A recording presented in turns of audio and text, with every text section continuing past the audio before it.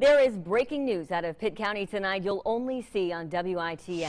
I just got off the phone with Bethel's police chief, who confirms killed was reporter Allison Parker, who worked here in Eastern Carolina for Channel 12 just over a year ago, and her cameraman Adam Ward. We are following breaking news out of Lenoir County, where a car crash results in one person being shocked. That's according to the Emergency Services Director Roger Dale. We'll get to those stories in just a moment. First, though, it's been a wet Thursday across the east, with some counties getting up to 5 inches of rain, causing flooding for some. That surprises me because my dogs at home, they hate when anything is put on their head.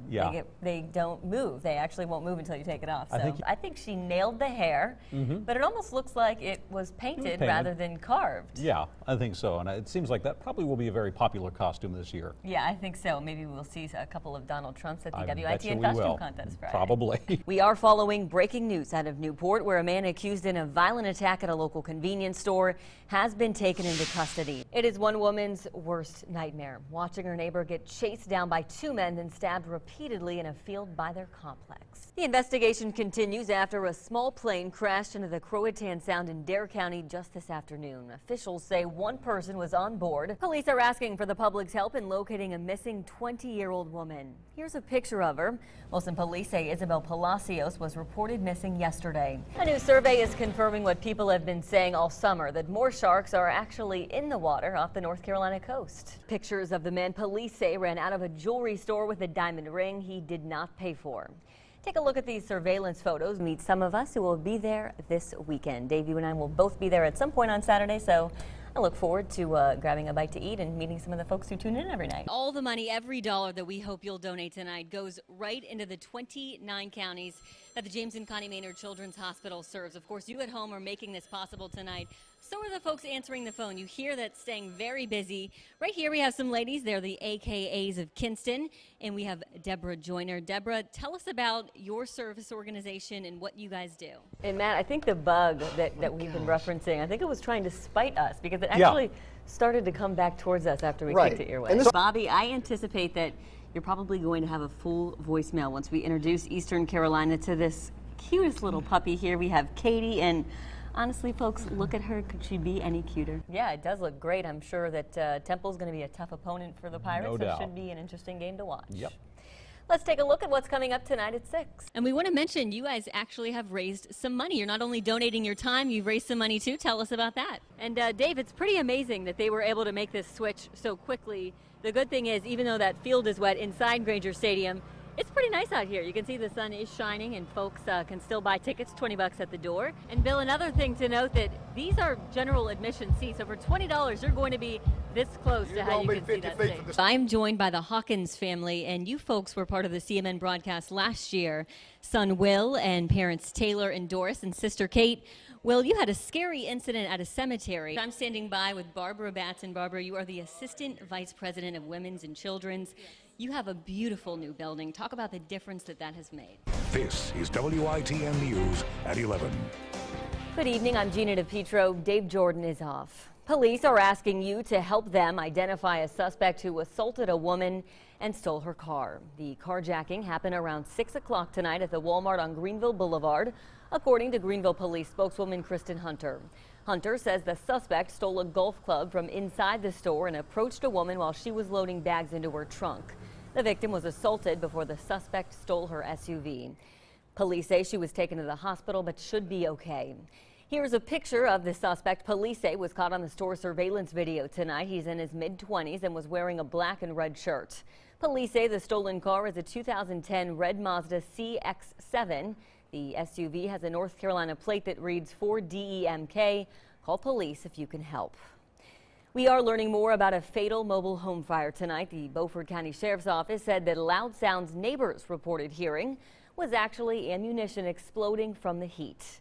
Elise Remy was there as the firemen battled the flames. She's live with more. All right, Elise, thanks. The Sheriff's Office says the SBI arson investigation team will be at that home tomorrow morning. A man is locked up in Beaufort County accused of trafficking drugs. Take a look at the mugshot of 34-year-old Sharif Bush of Washington. The Sheriff's Office says Bush was arrested yesterday. He's charged with trafficking cocaine among other drug charges. We're told those charges stem from a search warrant executed on Bush's home. There, investigators say they found cocaine, digital scales, and packaging material. Officials say Bush has 5 prior felony drug convictions and is being held in the Beaufort County Detention Center under a $60,000 bond.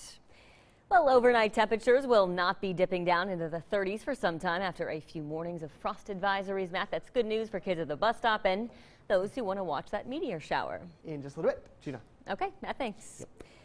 A man shot and killed at an apartment complex has been identified by the medical examiner, but police remain quiet about any possible suspects. Cortez Ebron of Washington was shot in the parking lot of Clifton Meadows Apartments on West 10th Street around 2:15 Monday. He was taken to Vidin Beaufort, where he was pronounced dead. Washington police have not said if they have any suspects. Police and Crime Stoppers are offering a reward for information in this case. Their phone numbers are on WITN.com.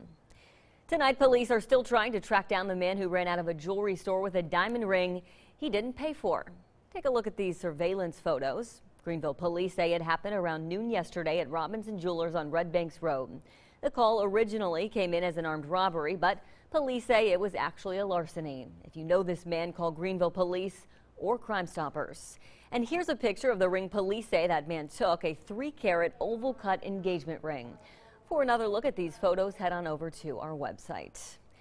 An alarming report shows that youth suicides have doubled in recent years and increased by more than 1/3 between 2013 and 2014. Those details coming from the North Carolina Child Fatality Task Force on Monday. They say 46 children died by suicide last year compared to 34 the year before and 23 in 2010.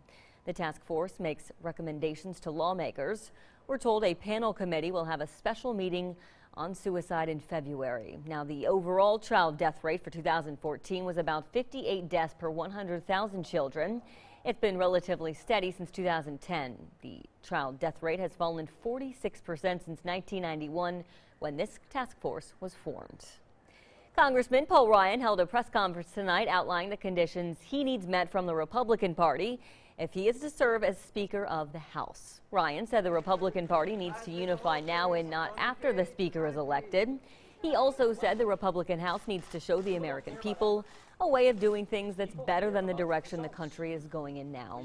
Ryan also stressed that he would not give up time with his family if he was elected as the next Speaker of the House. If you can agree to these requests, and if I can truly be a unifying figure, then I will gladly serve.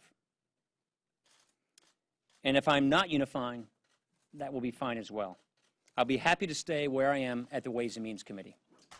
People don't care about Republicans in the House have until the end of the week to decide on if they can agree to those terms Ryan set out today. Well, as one hopeful drops out of the Democratic bid for president, another might be getting ready to step up and run. Andy Rose has the latest. I'm Andy Rose reporting. Now, polling has not shown a groundswell of support for Biden. A CNN ORC national poll out Monday shows that just 18% of Democratic primary voters would back Biden, behind Clinton at 45% and Vermont Senator Bernie Sanders at 29%.